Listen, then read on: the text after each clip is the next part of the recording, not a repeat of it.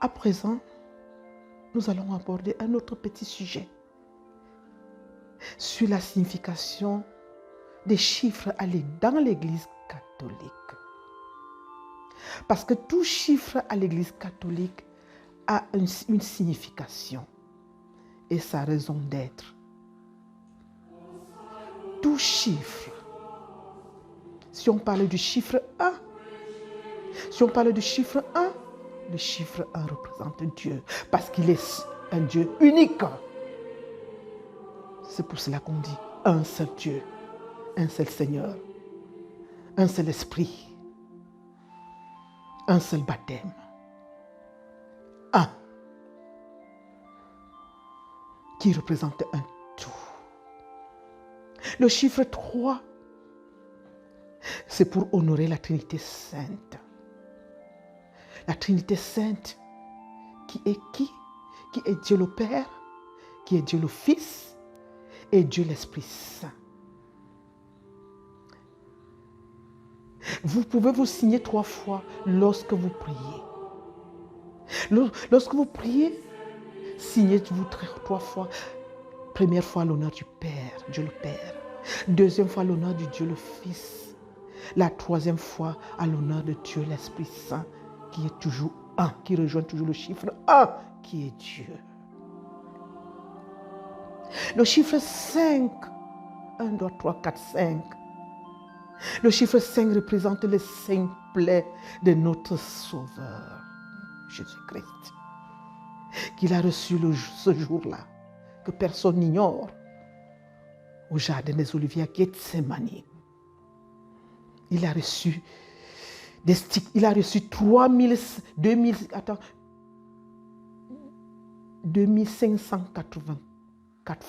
coups de fouet. 2485 coups.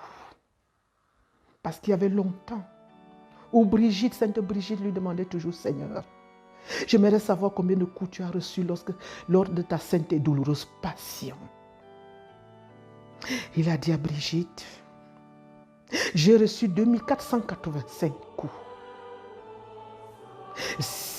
Alors, à travers ces 2480, je crois 80 ou 85, ce n'est pas loin de là. Si tu veux les honorer, mes plaies de quelque manière que ce soit, je vais t'apprendre ce qu'on appelle les 15 oraisons. Et tu réciteras ces 15 oraisons chaque jour de ta vie pendant une année. Lorsque tu auras parachevé toute une année, 12 mois, tu auras salué chacune de mes plaies pendant tout un an. Pour saluer chacune des plaies du Christ, c'est un an. Tout le chiffre 5 des saintes plaies du Christ, parce qu'on l'a cloué à la croix.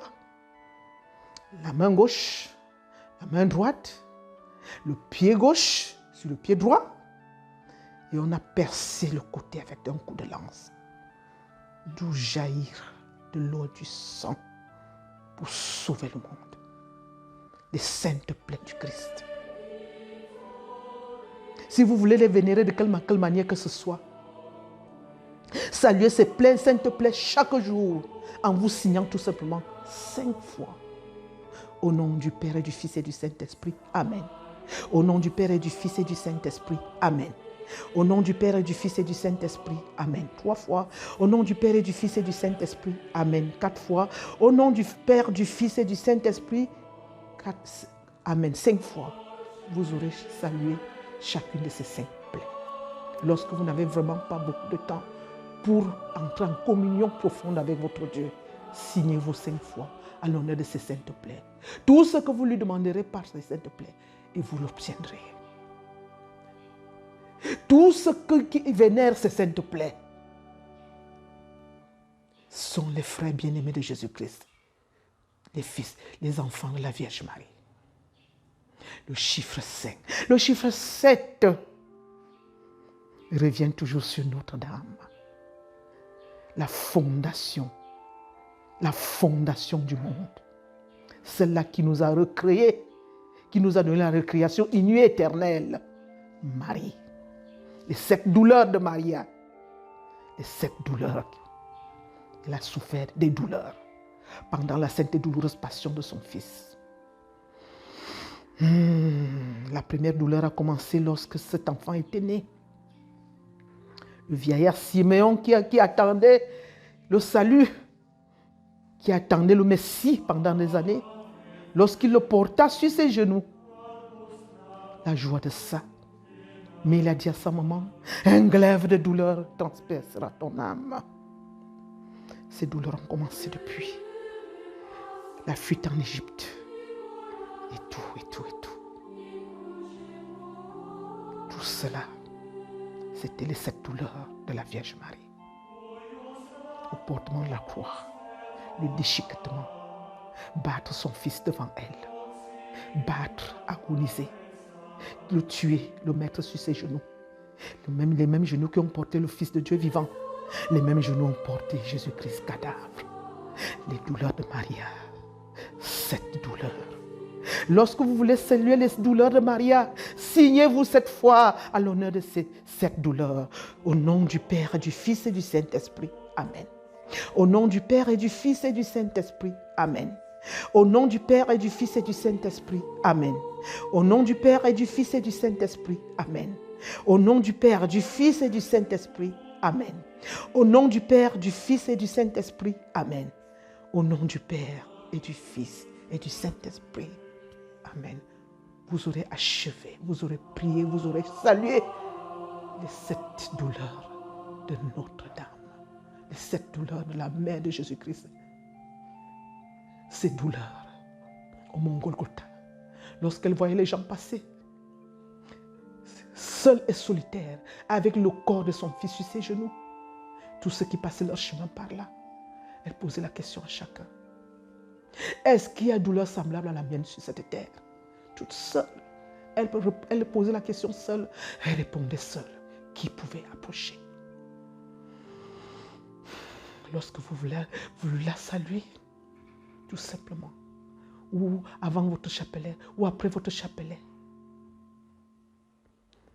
tirez-lui votre révérence avec les 7 croix, à l'honneur des 7 douleurs de Notre-Dame des douleurs. 7.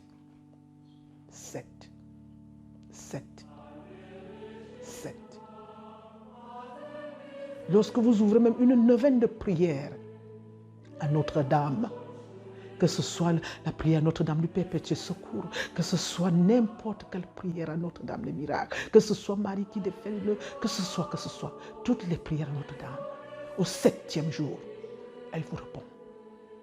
Je crois que vous avez fait l'expérience comme moi. Au 7e jour, elle me répond toujours. Je continue jusqu'à 9 parce qu'il faut bien aller jusqu'à 9. Parce que le chiffre 9 est un chiffre institué par Dieu.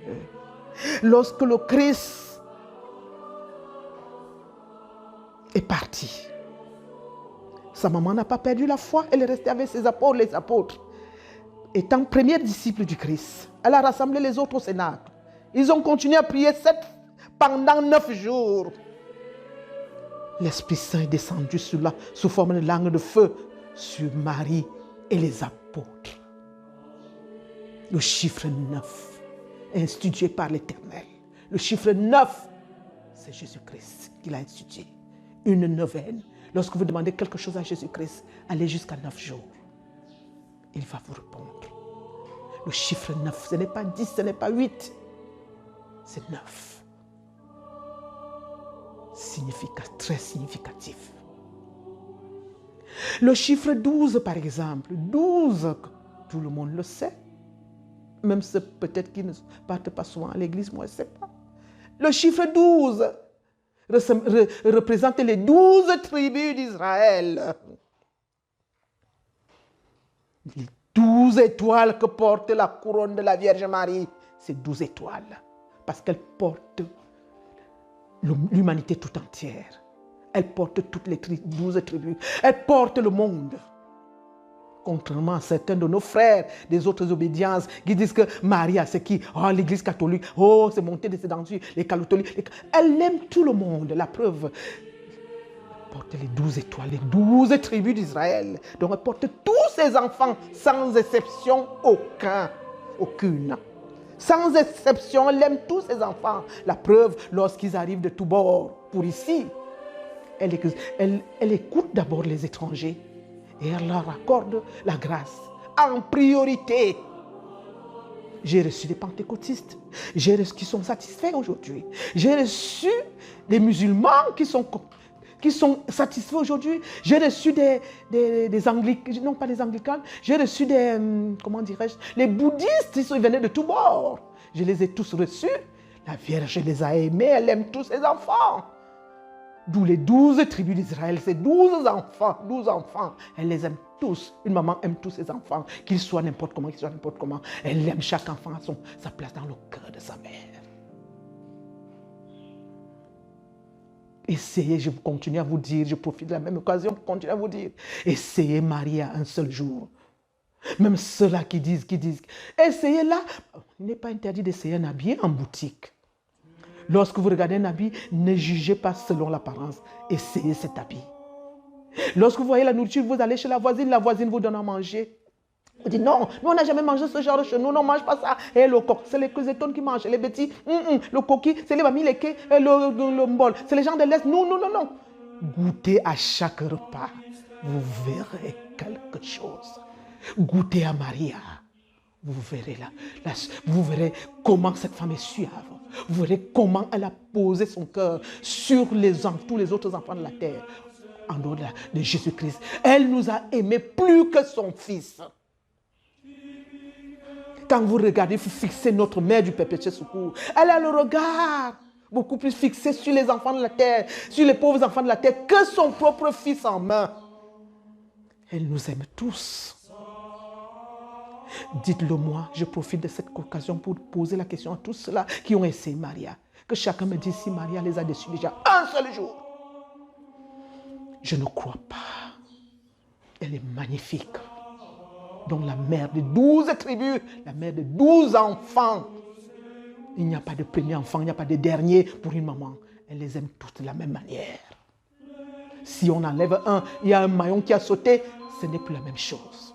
Elle va pleurer cet enfant-là toute la vie. C'est comme ça qu'elle pleure donc ses enfants qui se perdent, qui partent à des directions incognito vers la mort. C'est pour cela qu'elle leur donne le temps de se rendre compte et revenir en arrière parce qu'elle aime tous ses enfants. Elle aime tous ses enfants. Elle ne veut en perdre aucun. Elle donne le temps à chaque enfant. Lorsque vous venez même devant, elle avait un conflit. Elle examine, elle regarde. Elle regarde pour savoir, pour comprendre, pour voir d'où vient le mal. De quel côté vient-il? Parce que nul n'a jamais totalement raison, nul n'a jamais totalement tort. Mais il y en a qui ont plus tort que tort. Parce qu'elle m'a dit, dans un litige, il y a toujours un gagnant et un perdant. Dans un litige, il y a toujours celui-là qui a un peu raison, il y a toujours celui-là qui a beaucoup raison. Dans un litige, il y a toujours celui-là qui a plus que tort, il y a celui-là qui a un peu tort. Mais dans un litige, elle dit donc, en fin de compte, il y a toujours un coupable et il y a toujours un plus que coupable. Donc elle regarde de tous les côtés, elle visite ses deux enfants, elle leur parle à l'oreille. Dis mon fils, ma fille, tu es en train de te dérouter, reviens sur le bon chemin. Tout cela, c'est pourquoi les 12 tribus d'Israël, les 12 enfants de Maria, ce sont ces 12 enfants. Elle ne saurait rejeter aucun. Elle ne refuse aucun. C'est chacun qui va à sa perte. Parce que lorsqu'elle tend la perche, elle tend la perche. Nous prenons la perche, nous jetons tout le temps pour dire Maria Neza. En ce temps-là, chacun va à sa perte. Elle tourne son dos, elle continue son chemin. Mais avec remords. Tout n'est pas perdu pour les 12 enfants de Maria. Ressaisissons-nous et revenons vivre. Entrons dans son école, entrons dans sa maison, pour qu'elle nous couvre de son manteau d'amour. Un manteau qui n'épargne personne. Son manteau est comme un parapluie, c'est comme le globe terrestre, c'est comme le firmament qui couvre la terre. Maman est plus que le firmament de tous ses enfants. Revenons à elle, nous sommes tous ses enfants, les 12 tribus d'Israël. d'Israël, les 12 enfants de Maria. Revenons à elle et nous serons sauvés. Donc les 12 tribus d'Israël représentent les 12 enfants de Maria. Elle aime tous ses enfants et ne veut en perdre aucun. Lorsqu'une maman a même 50 enfants, les 50 enfants, chaque enfant a sa place dans le cœur de sa mère. D'abord, elle est très attachée, elle est même plus attachée à ces enfants-là qui tendent toujours à la perte. Vous verrez, c'est les enfants les plus terribles. Les enfants les plus terribles, ce sont ces enfants-là que la Vierge Marie préfère toujours. Beaucoup m'en veulent ici, me disent toujours, maman Josépha, on ne te comprend jamais. Ce sont les enfants les plus terribles, les bandits de grand chemin, ceux qui fument le chat, vous appelez quoi, les chichas ou le quoi, les bouteilles de gaz. Moi, je ne connais pas les noms de ça. Ce sont ces enfants-là à qui je suis tellement attachée. Je les aime tellement, moi-même, je ne peux pas expliquer. Est-ce pour qu'ils changent de comportement? Je ne sais. Est-ce pour qu'ils deviennent comme les autres? Je ne sais. Est-ce parce que je coopère le mal? Je ne sais. Mais toujours est-il que je les aime plus que quiconque. Peut-être je ressemble à la Vierge Marie. Je ne sais pas. Mais c'est un peu cela avec moi. Lorsque je vois un enfant qui a tendance à partir, je me rappelle toujours lorsque j'étais toute petite à Oubala, j'avais entre 8 ans et 15 ans, 9 ans et 15 ans. Toutes mes amies du quartier, c'était des enfants terribles. Maman passait le temps à me dire, tel camarade qui vient toujours te rendre visite ici, je ne veux plus la voir. Et tel autre qui vient toujours ici, je ne veux plus la voir. Ce sont des enfants de mauvaise augure, ce sont les oiseaux de mauvaise augure, ce sont les enfants de mauvaise famille, ce sont. Je lui disais toujours, maman, tu as raison, c'est vrai. Pour ne pas blesser maman, je lui disais, tu as toujours raison. Mais le lendemain, ils viennent de plus belle. Moi, je les aimais comme ça. Lorsque je faisais, je me rappelle toujours, lorsque je suis entrée en 6e, j'avais 15 ans. Ma meilleure amie au quartier, elle s'appelait Nana Hélène. Nana Hélène, à son âge, à notre temps, avait déjà un bébé.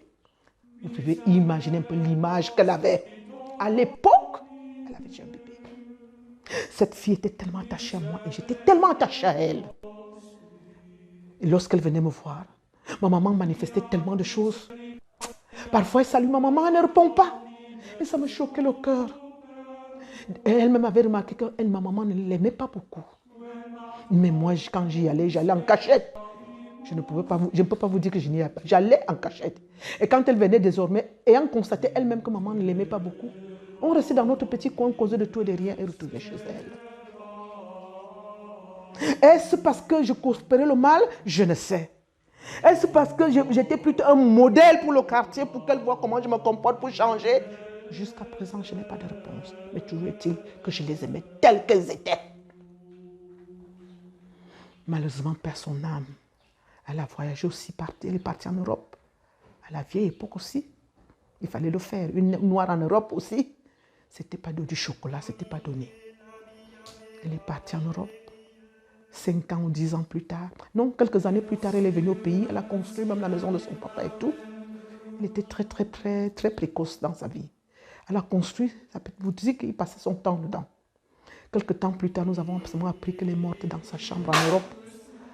Elle est morte dans sa chambre. Les asticots, c'est les asticots qui ont annoncé son décès devant la porte et autres.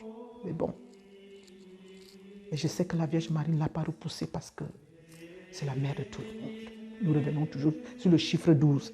Les 12 enfants de Maria ne repousseraient aucun. Ça, c'est le chiffre 12. Le chiffre 15 représente les 15 oraisons, les 15 plaies, les 15 stations, si vous plaît, dire plus ou moins, de Jésus-Christ. Les 15 souffrances, grandes souffrances du Christ, qu'il a énumérées en 15 oraisons, qu'il a dévoilées à Brigitte. Parce qu'il y a longtemps, Brigitte voulait savoir combien de coups le Seigneur a eu pendant sa sainte et douloureuse passion. Il lui a révélé que Brigitte, j'ai eu 2485 coups. Et si tu veux les honorer de quelque manière que ce soit, je vais te dicter les 15 oraisons que tu les réciteras chaque jour de ta vie pendant 1 an. Et l'année écoulée, tu aurais salué chacune de mes plaies. Le chiffre 15. C'est un chiffre divin.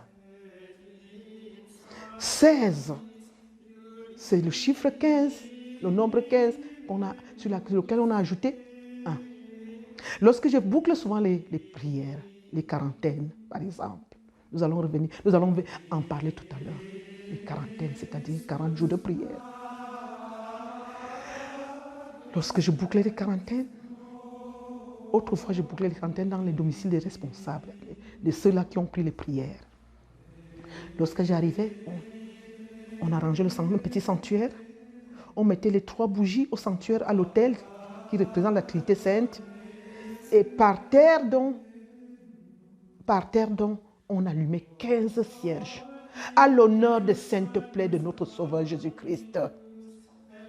Vous voyez, la Trinité Sainte, elle est honorée.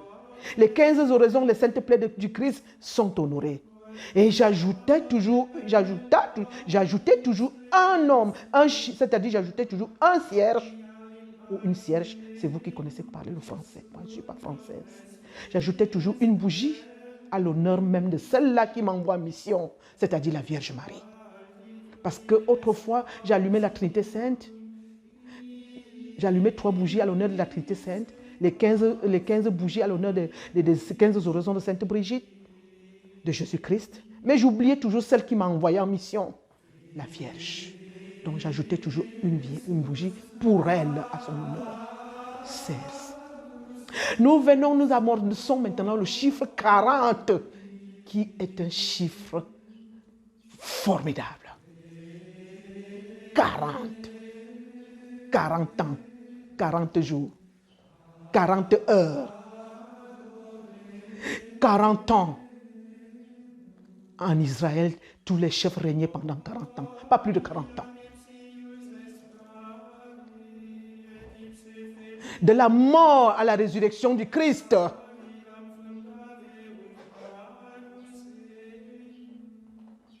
De la résurrection à l'ascension du Christ. 40 jours après sa résurrection, il monte au ciel. 40 jours après. 40 jours, le chiffre 40. Avant même de parler de sa mort, parlons un peu de sa naissance. 40 jours après sa naissance, il est présenté au temple à son père. 40 jours. 40 jours donc après sa résurrection, il monte au ciel en présence de ses apôtres, ses disciples et de sa mère. 40. 40, le chiffre 40. Une grossesse menée à terme, une bonne grossesse menée à terme, dure 40 semaines. Tout cela, c'est les œuvres de Dieu. Le médecin dira 38, 39 semaines, c'est bon, mais 40 semaines, c'est parfait. Le médecin vous dira 46 semaines, c'est parfait, mais vous pouvez aller jusqu'à 41, 41, 42. Mais c'est le chiffre 40 qui prône. 40. Au désert, il a fait 40 jours pour prier son Père. Il a fait 40 jours sans manger, sans boire. Il a eu toutes les tentations du monde. Si tu es vraiment le Fils de Dieu vivant, viens te prosterner devant moi. Je vais te donner ci, je vais te faire ça. Si tu es vraiment le Fils de Dieu vivant, moi, le roi du monde lui dit, c'est à moi qu'appartient la puissance de la gloire. Si tu te prosternes devant moi, je vais te donner tout. 40 jours de tentation, de persécution. Je viens donc sur le chiffre 40. Pourquoi maman Josepha donne les quarantaines? Ce n'est pas la quarantaine que vous entendez, que vous sous-estimez. Parce que mettre quelqu'un à quarantaine, c'est-à-dire couper les ponts. Et c'est toujours le chiffre 40 qui survient. Autrefois, lorsque je commençais à intercéder pour les gens, j'avais 10 ans ou 11 ans. Jésus donnait d'abord 9 jours. Vous savez, il va crescendo pour ne pas nous étouffer. Il va d'abord sur 9 jours. 9 jours après, nous nous rassemblons, la personne pour qui je prie, nous faisons une prière solennelle, on inscrit 9 messes. Une neuvaine. Après, Jésus a changé de tic-tac, c'était 27 jours. C'est bon parce que mes enfants sont là, ils vont comprendre le significat de tout cela. Et là, l'origine est La raison d'être. 3 semaines, 27 jours. Dès que nous commencions les 27 jours de prière, le même jour que nous commençons le premier jour, les messes commencent à monter. D'où 27 messes, 27 jours de prière. Monter ensemble. Et les messes et les prières, je vous ai dit, il y a les bienfaits des messes. La semence, c'est Jésus-Christ. La semence, c'est la messe.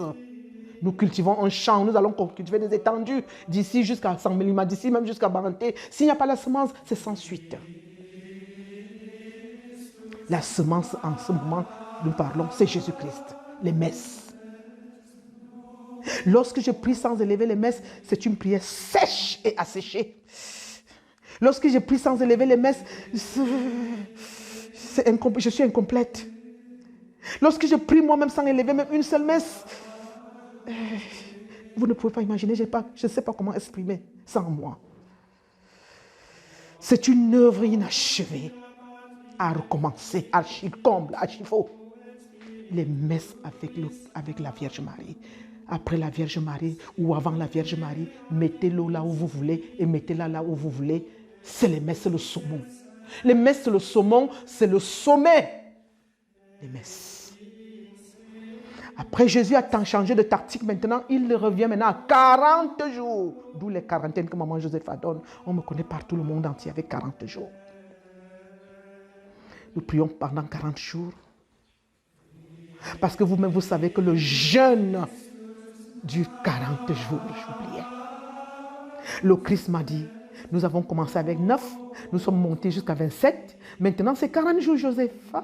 Tu donnes 40 jours. Parce que quand je me rends compte du 27 jours, et dans 27 jours, vous allez voir quelqu'un qui a prié seulement 9 jours ou 20 jours. Il a bâclé, il a boycotté. Donne-leur souvent 40 jours. Toi-même, tu pries avec eux sans le leur signifier. Moi, je suis assidu. Eux, ils ne sont jamais assidus. Jésus regarde encore. Il me dit, ils vont t'appeler. Il y a une qui va t'appeler. Elle va te dire, maman, j'ai sauté pendant 4 jours. Qu'est-ce que je dois faire? Or, il ne faut pas qu'il saute contre vents et marées. 40 jours, 40 jours, 40 jours. Je leur dis tout simplement, priez et rattrapez les 40 jours. Les jours sautés, ça doit faire 40. Mais il ne faut pas sauter. Ça passe. Après, Jésus a changé encore de tic-tac maintenant. 120 jours. Avec ses enfants. 120 jours dans le chiffre 120, le chiffre 12. Le nombre 12 ressurgit. Les 12 enfants de la Vierge Marie. Moi, j'appellerais cela ainsi. Les 12 tribus, c'est les 12 enfants de maman. Le chiffre 12 ressurgit. 120 jours, ça fait donc, c'est 40 jours multipliés par 3. Jésus, c'est un démagogue. Suivons très bien, il est un grand démagogue, un grand politicien. Parce qu'il sait que dans les 120 jours maintenant, même s'ils ont boycotté n'importe comment, même s'ils ont été là n'importe comment, même s'ils ont été, il y aura au moins 40 jours pour lesquels ils ont prié. Donc c'est le chiffre 4 et 0 que Jésus recherche. Dans 120 jours. 40 fois 3. Là au moins, même s'ils ont faibli les 40 premiers jours, même s'ils ont faibli les 42e jours, la dernière tranche de 40 jours, il y aura au moins chiffre 40 dedans. C'est pour cela qu'il a donné maintenant 120 jours.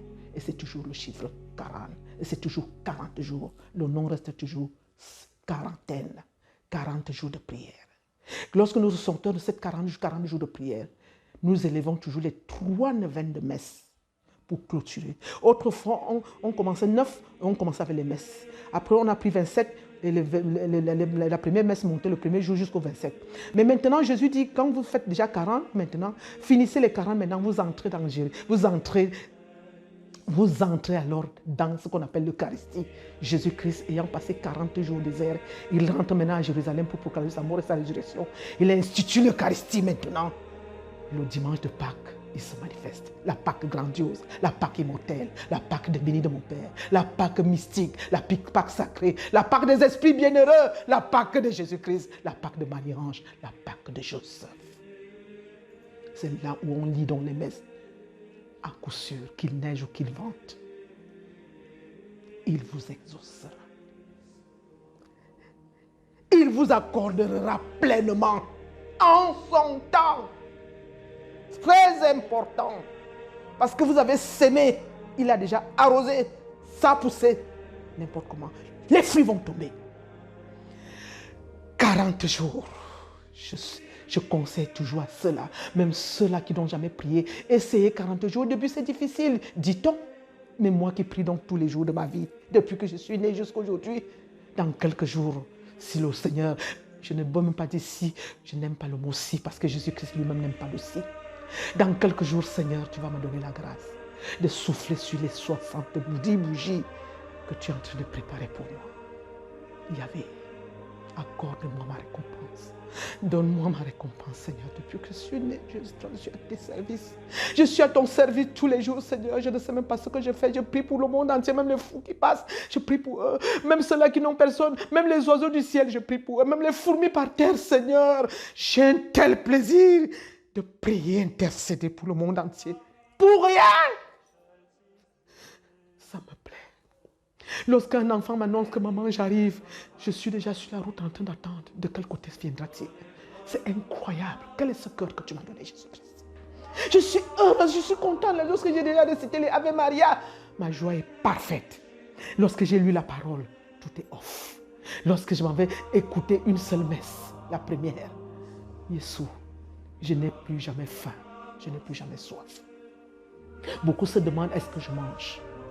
Je leur dis, je ne sais pas, c'est vous qui le dites, c'est vous qui remarquez. Moi, je ne sais pas. Celui qui m'a épousé, tout le temps me disait, toi, tu manges quand? Tu ne manges jamais. Je dis, est-ce qu'il existe alors une personne sur terre qui ne mange point?